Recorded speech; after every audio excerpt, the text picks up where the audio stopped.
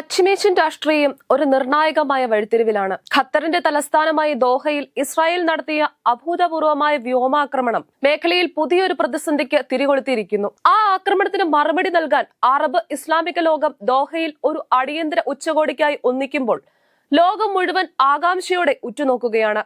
ഇത് കേവലം ഒരു യോഗമല്ല, മറിച്ച് ഇസ്രായേലിന്റെ സൈനിക ധാർഷ്ട്യത്തിനും അമേരിക്കയുടെ മൗനത്തിനുമെതിരെ ഒരു പുതിയ രാഷ്ട്രീയ ചേരി രൂപപ്പെടുന്നതിന്റെ സൂചന കൂടിയാണ്. 2025 സെപ്റ്റംബർ 9 ചൊവ്വാഴ്ച ഉച്ചതിരിഞ്ഞ് 3 മണിയോടെയാണ് ദോഹ നഗരം സ്ഫോടന ശബ്ദങ്ങൾ വിറച്ചത്. നഗരത്തിലെ സമ്പന്നമായ വെസ്റ്റ് ബേ ലഗൂൺ മേഖല, നിരവധി വിദേശ എംബസികളും താമസ സമുച്ചയങ്ങളും സ്ഥിതി ചെയ്യുന്ന ഇടം ഒരു നിമിഷം പുകയിൽ മുങ്ങി. ഇസ്രായേൽ പ്രതിരോധ സേന പിന്നീട് ആക്രമണത്തിന്റെ ഉത്തരവാദിത്തം ഏറ്റെടുത്തു. ഹമാസിന്റെ രാഷ്ട്രീയ നേതൃത്വത്തെ ലക്ഷ്യമിട്ടായിരുന്നു തങ്ങളുടെ കൃത്യമായ ആക്രമണം എന്നാണ് ഇസ്രായേൽ അവകാശപ്പെട്ടത്. ഇസ്രായേലി മാധ്യമങ്ങളുടെ റിപ്പോർട്ടുകൾ പ്രകാരം ഇതൊരു സങ്കീർണമായ സൈനിക നടപടിയായിരുന്നു.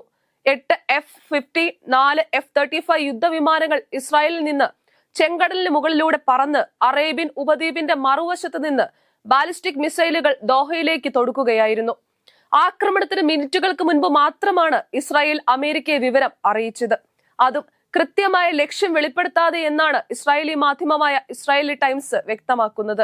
എന്നാൽ ആക്രമണത്തിന്റെ ലക്ഷ്യം പൂർണ്ണമായും പരാജയപ്പെട്ടുവെന്നാണ് ഇപ്പോൾ ഇസ്രായേലിനുള്ളിൽ നിന്നു തന്നെ വരുന്ന റിപ്പോർട്ടുകൾ. ഹമാസിന്റെ ഉന്നത നേതാക്കളായ ഖലീൽ അൽ ഹയ്യ ഉൾപ്പെടെയുള്ളവർ ആക്രമണത്തിൽ നിന്ന് അത്ഭുതകരമായി രക്ഷപ്പെട്ടു. പകരം ഹമാസിന്റെ 5 താഴേക്കിടയിലുള്ള പ്രവർത്തകരും ഒരു ഖത്തരി സുരക്ഷാ ഉദ്യോഗസ്ഥനുമാണ് കൊല്ലപ്പെട്ടത്.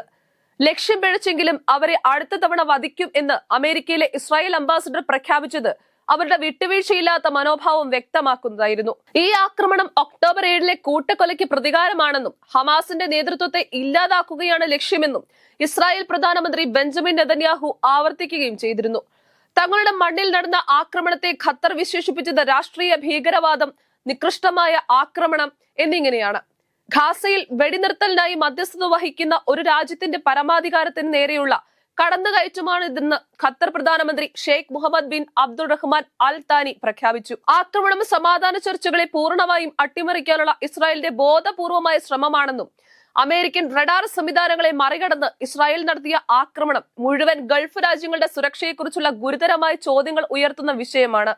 ആക്രമണത്തിന് ശേഷം ഖത്തർ പ്രധാനമന്ത്രി അമേരിക്കൻ പ്രസിഡന്റ് ഡൊണാൾഡ് ട്രംപുമായി കൂടിക്കാഴ്ച നടത്തിയത് വിഷയത്തിന്റെ ഗൗരവം വർദ്ധിപ്പിക്കുന്നു. പരമ്പരാഗതമായി ഇസ്രായേലുമായി അടുത്ത ബന്ധം പുലർത്തുന്ന ഇന്ത്യ ഈ വിഷയത്തിൽ സ്വീകരിച്ച നിലപാട് അന്താരാഷ്ട്ര തലത്തിൽ വലിയ ശ്രദ്ധ നേടി. പ്രധാനമന്ത്രി നരേന്ദ്രമോദി ഖത്തർ അമീർ ഷെയ്ഖ് തമീം ബിൻ ഹംദ് അൽ താനിയുമായി ഫോണിൽ സംസാരിക്കുകയും സഹോദര രാജ്യമായ ഖത്തറിന്റെ പരമാധികാരത്തിന് നേരെയുണ്ടായ ലംഘനത്തെ ശക്തമായി അപലപിക്കുകയും ചെയ്തു. ഇന്ത്യ ഖത്തറിന് പൂർണ്ണ ഐക്യദാർഢ്യം പ്രഖ്യാപിച്ചു.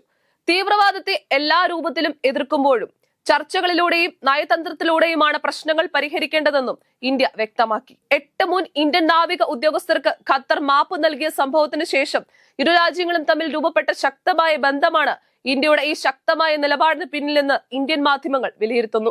ഈ പശ്ചാത്തലത്തിലാണ് സെപ്റ്റംബർ 15 അറബ് ലീഗും ഓർഗനൈസേഷൻ ഓഫ് ഇസ്ലാമിക് കോർപ്പറേഷനും സംയുക്തമായി ദോഹയിൽ അടിയന്തര ഉച്ചകോടി വിളിച്ചു ചേർത്തിരിക്കുന്നത്. പതിറ്റാണ്ടുകളായി ശത്രുചേരിയിലായിരുന്ന സൗദി അറേബ്യയും ഇറാനും ഒരേ വേദിയിൽ എത്തുന്നു എന്നത് തന്നെയാണ് ഈ ഉച്ചകോടിയുടെ ഏറ്റവും വലിയ പ്രത്യേകത. UAE, ഈജിപ്ത്, തുർക്കി തുടങ്ങിയ മേഖലയിലെ എല്ലാ പ്രമുഖ ശക്തികളും ദോഹയിലുണ്ട്. ഗൾഫ് രാജ്യങ്ങളുടെ സുരക്ഷ ഉറപ്പാക്കുന്നതിൽ അമേരിക്ക പരാജയപ്പെട്ടു എന്ന വികാരം ശക്തമാണ്. അമേരിക്കൻ സൈനിക സാന്നിധ്യം പുനഃപരിശോധിക്കുക, ചൈന, തുർക്കി പോലുള്ള രാജ്യങ്ങളുമായി പുതിയ പ്രതിരോധ കരാറുകളിൽ ഏർപ്പെടുക തുടങ്ങിയ വിഷയങ്ങൾ ഉച്ചകോടിയുടെ പരിഗണനയിലുണ്ട്. ഇസ്രായേലുമായി സമാധാന കരാർ സ്ഥാപിച്ച UAE പോലും ആക്രമണത്തെ ശക്തമായി അപലപിച്ചു. ഇത് എബ്രഹാം കരാറിന്റെ ഭാവിയെ തന്നെ ചോദ്യം ചെയ്യുന്ന ഒന്നാണ്. ജോർദാൻ ഇതിനകം ഇസ്രായേലുമായുള്ള സമാധാന ഉടമ്പടി മരവിപ്പിച്ചു കഴിഞ്ഞു. ഭാവിയിൽ ഇത്തരം ആക്രമണങ്ങൾ ഉണ്ടായാൽ പ്രതിരോധിക്കാൻ ഒരു സംയുക്ത അറബ് സൈനിക സഖ്യം രൂപീകരിക്കണമെന്ന നിർദ്ദേശവും സജീവമായി ചർച്ച ചെയ്യപ്പെടുന്നുണ്ട്. ദോഹയിലെ ആക്രമണം ഇസ്രായേലിന് ഒരു സൈനിക വിജയമായിരുന്നില്ല, മറിച്ച് ഒരു വലിയ നയതന്ത്ര ദുരന്തമായിരുന്നു. ഈ ഒരൊറ്റ നടപടിയിലൂടെ ഗാസയിലെ വെടിനിർത്തൽ ചർച്ചകൾ മരവിപ്പിക്കാനും അറബ് ലോകത്തെ ഒറ്റക്കെട്ടായി തങ്ങൾക്കെതിരെ നിർത്താനും ഇന്ത്യയെ പോലുള്ള സൗഹൃദ രാജ്യങ്ങളെ പോലും അപലപിക്കാൻ പ്രേരിപ്പിക്കാനും ഇസ്രായേലിന് കഴിഞ്ഞു.